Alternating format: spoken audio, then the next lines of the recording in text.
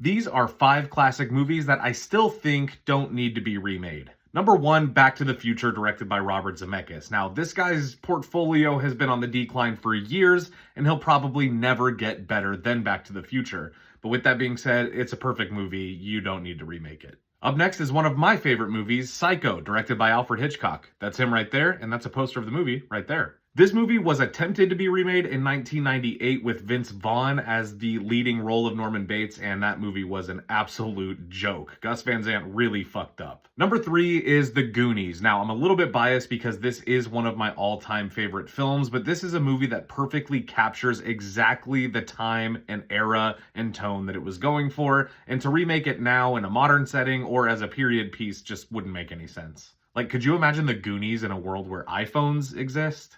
I can't.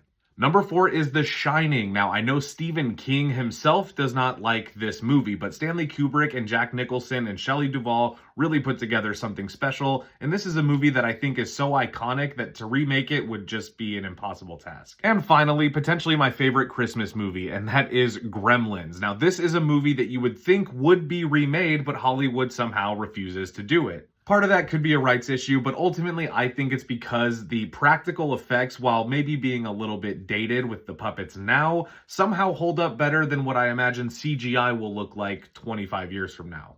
There's just a tangible and real quality that you get from the puppets, which is what you're supposed to get from this kind of thing.